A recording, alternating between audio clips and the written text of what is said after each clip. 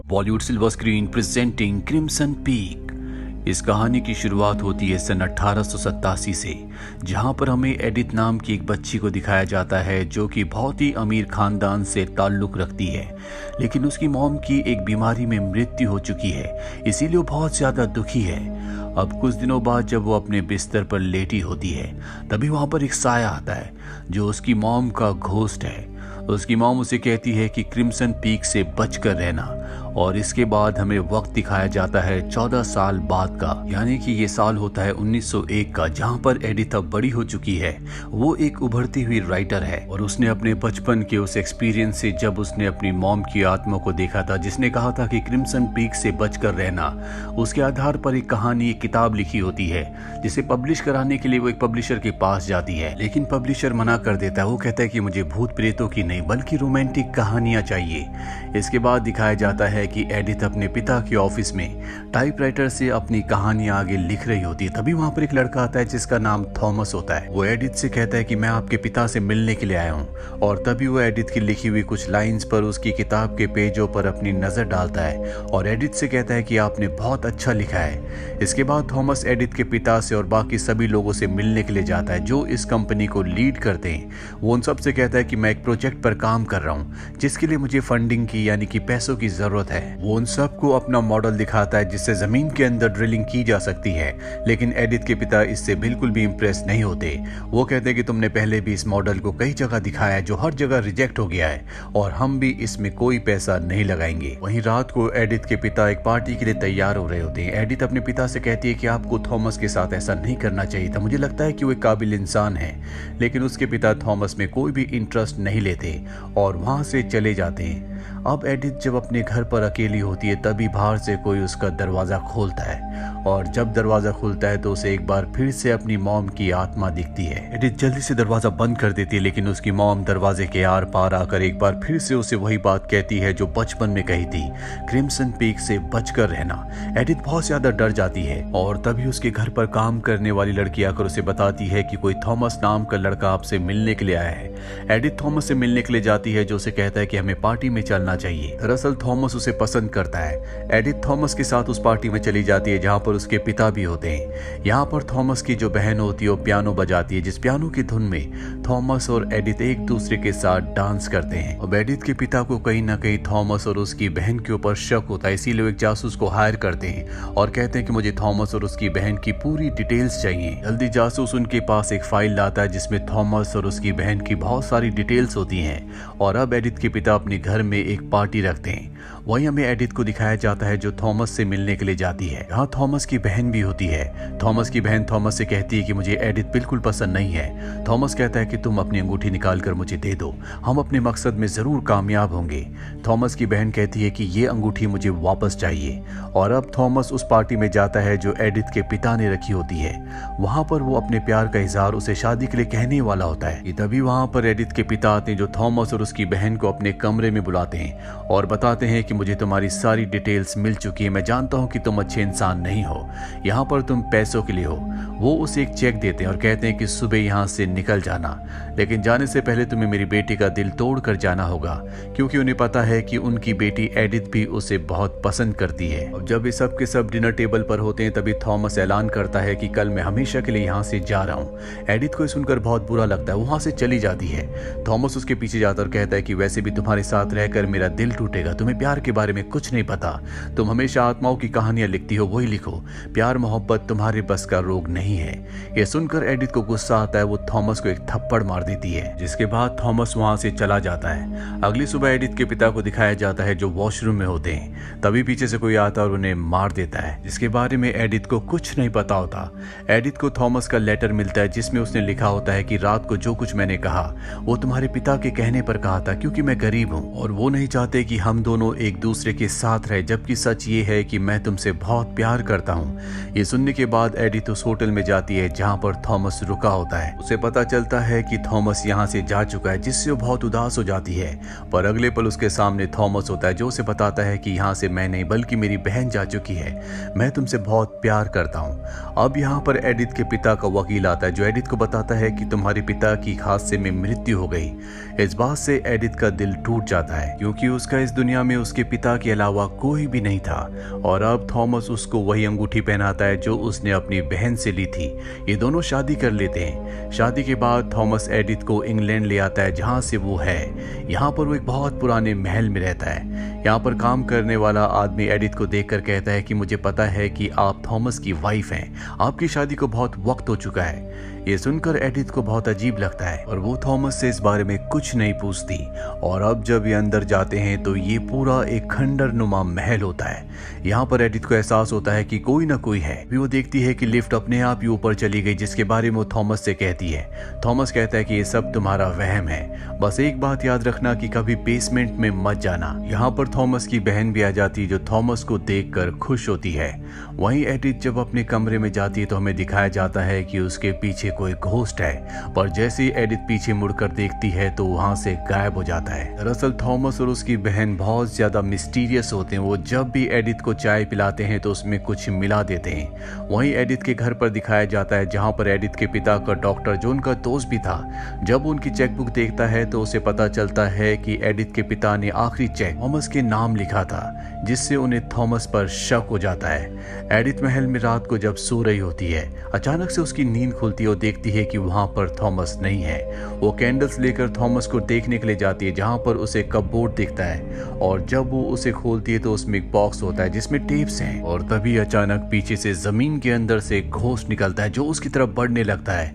यहाँ पर एडिथ भागकर लिफ्ट में चली जाती है और नीचे बेसमेंट में जहां पर उसे जाने के लिए मना किया था वहां पर पहुंच जाती है, जहां पर उसे एक बड़ा बॉक्स मिलता है जिस पर इनोला लिखा होता है, लेकिन ये लॉक्ड है और इसकी चाबियां थॉमस की बहन के पास एडिथ ने देखी थी। अगली सुबह एडिथ थॉमस को सब कुछ बताती है कि उसके साथ क्या क्या हुआ, लेकिन वो उसकी बातों को नजरअंदाज करने के लिए जानबूझकर अपनी मशीन के अंदर अपना हाथ डाल देता है ताकि एडिथ उससे रात के बारे में कुछ भी ना पूछे।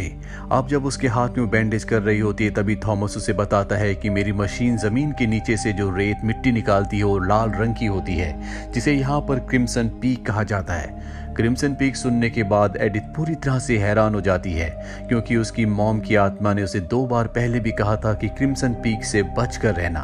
वो समझ जाती है कि यहाँ पर कुछ ना कुछ गड़बड़ है। वहीं एडिथ के पिता के लॉयर को दिखाया जाता है जो एडिथ के पिता के डॉक्टर, जो कि एडिथ के पिता का दोस्त भी था, उन्हें बताता है कि एडिथ ने मुझे अपनी सारी की सारी दौलत थॉमस के घर यानी कि इंग्लैंड भेजने के लिए कहा है। ये सुनकर डॉक्टर उसे कहता है कि अभी ऐसा कुछ मत करना, मुझे थॉमस के ऊपर शक है। लॉयर डॉक्टर से कहता है कि अगर तुम्हें उस पर शक है तो तुम्हें उस जासूस से मिलना चाहिए जिसे एडिथ के पिता ने थॉमस के खिलाफ हायर किया था। वहीं हमें एडिथ को दिखाया जाता है रात को जब वो सो रही होती है तभी उसे एक आत्मा का सपना आता है जिससे वो जाग जाती है। वो देखती है कि थॉमस आज भी उसके पास नहीं सोया होता। एडिथ को यहाँ पर एहसास होता है कि कमरे में कोई न कोई सुपर नेचुरल पावर है और वो उससे कहती है कि अगर तुम सच में यहाँ पर हो तो मेरा हाथ पकड़कर मुझे एहसास दिलाओ। वो आत्मा उसका हाथ खींचकर उसे नीचे गिरा देती है, जिसके बाद उसे वॉशरूम से आवाज आती है और जब वहां पर जाती है तो बाथटब में एक आत्मा होती है जो उससे कहती है कि तुम यहाँ से चली जाओ, नहीं तो तुम्हारा खून भी उसके हाथों से होगा। अभी वहां पर थॉमस आ जाता है। एडिथ भागकर थॉमस के पास जाती है और उसे सब कुछ बताती है। वहां पर थॉमस की बहन भी आ जाती है जो उसे समझाती है कि ऐसी कोई बात नहीं है, ये तुम्हारा एक ख्याल हो सकता है, यहाँ पर कोई आत्मा नहीं है। इसके बाद वो थॉमस के साथ यहाँ से निकल जाती है। थॉमस की बहन थॉमस से कहती है कि ये किस आत्मा की बात कर रही है, शायद ये मॉम के बारे में बात कर रही है, लेकिन मॉम के बारे में इसे कैसे पता चला? मैं जल्द से जल्द इसके जायदाद के कागजों पर इसके साइन लेने होंगे। अगले दिन थॉमस एडिथ को लेकर पोस्ट ऑफिस में जाता है जहां पर उसके लिए 2 लेटर्स आए होते हैं, पर तभी यहाँ पर तूफान शुरू हो जाता है जिस वजह से थॉमस को और एडिथ को यहीं पर रात गुजारनी पड़ती है। ये दोनों पहली बार एक दूसरे के इतने करीब आए होते हैं। अब जब सुबह घर वापस आते हैं तो थॉमस की बहन एडिथ से पूछती है कि तुम्हारी रात कैसी रही। वो बताती है कि पहली बार हम एक दूसरे के करीब आए। सुनकर उसे गुस्सा आ जाता है, पर अगले पल वो अपने गुस्से को कंट्रोल कर कहती है कि मुझे तुम दोनों की चिंता थी, इसीलिए मैं अपना आपा खो बैठी थी। यहाँ थॉमस की बहन एडिथ के उन लेटर्स को भी देखती है जो पोस्ट ऑफिस से वो लाई होती है। एडिथ कहती है कि मेरे पेट में दर्द है। थॉमस की बहन कहती है कि मैं तुम्हारे लिए चाय बनाती हूँ। उसने अपनी चाबियां वहीं टेबल पर रखी होती है जिसमें अब एडिथ उस चाबी को निकाल लेती है जिस पर इनोला लिखा होता है, जिसका बॉक्स उसने नीचे बेसमेंट में देखा था। वहीं एडिथ के डॉक्टर को दिखाया जाता है जो अब उस जासूस से मिलता है जो एडिथ के पिता ने थॉमस के खिलाफ हायर किया था। वो डॉक्टर को फाइल देता है और बताता है कि थॉमस अच्छा इंसान नहीं है, वो पहले से शादीशुदा है और ये बात एडिथ के पिता जानते थे, इसीलिए वो नहीं चाहते थे कि थॉमस और एडिथ के बीच में कोई भी रिश्ता बने। वहीं एडिथ उन दोनों लेटर्स में से पहले लेटर को खोलती है जो कि उसके लॉयर का होता है, जिसमें एक पेपर होता है जिस पर साइन करने के बाद उसकी सारी की सारी जायदाद को इंग्लैंड भेज दिया जाएगा। पर इससे पहले कि वो साइन करती, वो दूसरे लेटर को भी खोलती है जो इनोला के नाम होता है और अब उसके पास इनोला वाले बॉक्स की चाबी है। वो नीचे बेसमेंट पे जाती है और उस बॉक्स को खोलती है जहाँ से 3 एनवलप निकलते हैं, जिन तीनों पर अलग अलग लड़कियों के और अलग अलग देशों के नाम लिखे होते हैं और ये देश वही देश होते हैं जिन देशों से पहले भी थॉमस ने वहाँ के बिजनेसमैन से पैसे मांगने के लिए डिमांड की थी। यहाँ पर एक छोटा सा कुआं भी होता है जिसके अंदर लाल रंग का लिक्विड होता है। इसके अंदर एडिथ एक स्टिक डालती है लेकिन उसे कुछ पता नहीं चलता और इसके बाद वो तीनों एनवलप्स को लेकर ऊपर आ जाती है। वहीं थॉमस की बहन को पता चल जाता है कि उसके पास जो चाबियां हैं उसमें से इनोला वाली चाबी गायब है। समझ जाती है कि ये एडिथ का काम है। वो एडिथ की तरफ जाती है। एडिथ को पता चल जाता है कि थॉमस की बहन उसकी तरफ आ रही है, इसीलिए वो बीमारी का बहाना बनाकर चेयर पर बैठ जाती है और कहती है कि मुझे पानी चाहिए। थॉमस की बहन जानबूझकर चाबियों के गुच्छे को वहीं पर छोड़कर पानी लेने के लिए चली जाती है और मौके का फायदा उठाकर एडिथ उस चाबी को जिस पर इनोला लिखा होता है वापस चाबियों के गुच्छे में लगा देती है। थॉमस की बहन देखती है कि चाबी वापस आ चुकी है और अब उसे यकीन हो चुका है कि चाबी और किसी ने नहीं बल्कि एडिथ ने ली थी। वो बहुत कुछ जान चुकी है। रात को एडिथ उस टेप को सुनती है जो उसे पहले मिला था। साथ ही वो यहाँ पर तीनों एनवलप्स को खोलती है जिससे उसे पता चलता है कि थॉमस ने पहले भी 3 लड़कियों से शादी की थी जिसमें से एक का नाम इनोला था। पर सबसे हैरानी की बात ये थी कि उन तीनों की मृत्यु एक ही तरह हुई थी। दरअसल थॉमस और उसकी बहन चाय में हर किसी को स्लो पॉइजन मिला कर देते हैं जिससे धीरे धीरे इंसान की मौत हो जाती है, जो मौत बिल्कुल नेचुरल लगती है। और अब एडिथ के मुंह से भी खून आना शुरू हो जाता है जिससे वो डर जाती है। वो यहाँ से भागना चाहती है पर जब वो दरवाजा खोलती है तो बाहर बर्फीला तूफान चल रहा होता है, इसीलिए चाहकर भी वो बाहर नहीं जा पाती। अगले पल वो वहां पर बेहोश हो जाती है। जब उसे होश आता है तो उसके सामने थॉमस की बहन होती है जिसके हाथ में खाने की ट्रे और चाय होती है। वो उसे चाय पीने के लिए कहती है। एडिथ चाय पीने से मना कर देती है लेकिन वो एडिथ को जबरदस्ती खाना खिलाती है। इसके बाद थॉमस भी वहां पर आ जाता है जो एडिथ को कहता है कि तुम अब चाय मत पीना। ये कहने के बाद वो अपनी बहन के पास जाता है और उसे कहता है कि तुम्हें ऐसा नहीं करना चाहिए, अगर तुमने ऐसा किया तो वो मर जाएगी। थॉमस की बहन कहती है कि उसका मरना जरूरी है, भले ही तुम उसे चाय पीने के लिए मना कर दो, लेकिन इस बार मैंने खाने में उसे जहर दिया था, अगर वो जिंदा बच गई तो हम दोनों को फांसी की सजा हो जाएगी। और थॉमस नहीं चाहता कि एडिथ मारी जाए क्योंकि सच में वो उससे प्यार करने लगा है। वहीं एडिथ को दिखाया जाता है जिसकी तबीयत बहुत ज्यादा खराब हो चुकी है और तभी उसके सामने एक बार फिर से वही आत्मा आती है जिसे उसने पहले भी देखा था। उसके हाथ में एक बच्चा होता है। एडिथ कहती है कि मुझे पता है कि तुम इनोला हो, तुम मुझसे क्या चाहती हो। और इनोला की आत्मा एक तरफ इशारा करती है और जब एडिथ उस कमरे में जाती है वो देखती है कि थॉमस और उसकी बहन एक दूसरे के बहुत करीब थे। दरअसल ये सब के सब इनके बीच में पहले से चल रहा था, इसीलिए जब थॉमस की बहन को पता चला था कि एडिथ और थॉमस एक रात को पोस्ट ऑफिस में एक दूसरे के बहुत करीब आए थे तो उसे गुस्सा आ गया था। एडिथ को देखकर बहुत दुख होता है क्योंकि उसे थॉमस पर विश्वास था। वो यहाँ से जाने लगती है लेकिन तभी थॉमस की बहन आकर उसके हाथ से अपनी अंगूठी निकाल लेती है और उसे ऊपर से नीचे धक्का देकर गिरा देती है। पर यहाँ पर एडिथ की किस्मत अच्छी होती है कि उसकी जान बच जाती है। जब उसे होश आता है तो उसके सामने उसके पिता का दोस्त डॉक्टर होता है। दरअसल वो अब इंग्लैंड आ चुका है। वो एडिथ को बताता है कि तुम्हारे पैर की हड्डी टूट चुकी है। एडिथ की हालत बहुत ज्यादा खराब है। वो डॉक्टर को सब कुछ बताने की कोशिश करती है लेकिन थॉमस की बहन उसे इंटरप्ट करके उसकी बात को काट देती है। तभी डॉक्टर एडिथ की उंगली पर देखता है जहां पर उसकी एंगेजमेंट यानी कि मैरिज रिंग नहीं होती, उसके हाथ में घाव का निशान होता है और उस रिंग को अब वो थॉमस की बहन की उंगली पर देखता है, जो देखकर वो सब कुछ समझ जाता है। वो एडिथ को उठाकर यहाँ से जाने लगता है लेकिन तभी थॉमस और उसकी बहन उसके सामने आ जाते हैं। डॉक्टर कहता है कि तुम बहुत जालिम हो, अब मैं एडिथ को यहाँ पर नहीं रहने दूंगा। साथ ही एडिथ को बताता है कि थॉमस की बहन एक बहुत ही जालिम इंसान है। ये वो इंसान है जिसने अपनी खुद की मॉम को मार दिया था। अब इन दोनों का पर्दाफाश हो चुका है इसीलिए डॉक्टर को यहाँ से नहीं जाने दे सकते। थॉमस की बहन डॉक्टर के ऊपर हमला कर देती है जिसके बाद वो थॉमस से कहती है कि उसे मार दो। थॉमस जानबूझकर डॉक्टर के उस हिस्से पर वार करता है जिससे उसकी मृत्यु ना हो, सिर्फ वो जख्मी हो जाए और उसे जख्मी करके वो नीचे बेसमेंट में ले जाता है। वहां उसे छोड़ने के बाद अब वो एडिथ को बचाने के लिए जाता है। वहीं हमें थॉमस की बहन को दिखाया जाता है जो एडिथ को उसके जायदाद के पेपर्स पर साइन करने के लिए कहती है, जहां पर वो एडिथ को बताती है कि मेरी मॉम को थॉमस और मेरे बीच में जो रिश्ता था उसके बारे में पता चल चुका था, इसीलिए मैंने अपनी मॉम को मार दिया। थॉमस अपने प्रोजेक्ट को कामयाब करना चाहता था, इसीलिए हमने 3 अलग अलग लड़कियों को फंसाया। उनके पैसों को हमने थॉमस के प्रोजेक्ट पर लगाया, लेकिन फिर भी वो कामयाब नहीं हुआ और अब तुम्हारी बारी है। एडिथ को पेपर्स पर साइन करना पड़ता है। एडिथ उससे पूछते कि मेरे पिता को किसने मारा था।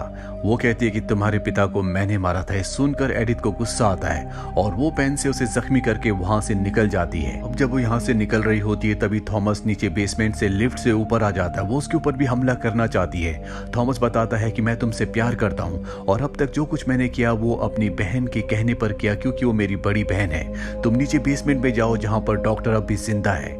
और इसके बाद थॉमस उस कमरे में जाता है जहाँ पर उसकी बहन होती है।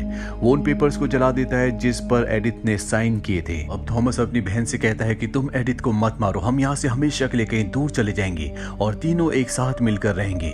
थॉमस की बहन थॉमस से पूछती है क्या तुम एडिथ से प्यार करते हो। थॉमस कहता है कि हाँ। ये सुनकर उसे बहुत गुस्सा आता है और वो थॉमस को मार देती है, जिसके बाद अब वो एडिथ को मारने के लिए जाती है। एडिथ के बीच में और थॉमस की बहन के बीच में हाथापाई होती है। ये दोनों लड़ते लड़ते बाहर आ जाते हैं। तभी वहां पर थॉमस की आत्मा आ जाती है, जिसे देखकर थॉमस की बहन बहुत ज्यादा इमोशनल हो जाती है। और जब उसका ध्यान पूरी तरह से थॉमस की आत्मा की तरफ होता है तभी एडिथ को मौका मिल जाता है और पीछे से वो उसके ऊपर हमला करके उसे मार देती है और इस तरह से थॉमस की बहन का भी खात्मा हो जाता है। अब एडिथ यहाँ पर डॉक्टर के साथ बर्फीले तूफान में निकल जाती है। इन दोनों को कुछ विलेजर्स बचाते हैं। वहीं हमें थॉमस की बहन की आत्मा को दिखाया जाता है जो उसी खंडर नुमा महल में फंस जाती है। कहानी के अंत में दिखाया जाता है कि एडिथ ने अपनी नई किताब लिखी है जो उन्हीं घटनाओं के आधार पर है जो घटनाएं उसके साथ इंग्लैंड में हुई थी, और इस किताब का नाम होता है क्रिम्सन पीक। इसी के साथ ये फिल्म, ये कहानी यहीं पर खत्म हो जाती है। उम्मीद करते हैं कि ये कहानी आपको पसंद आई होगी।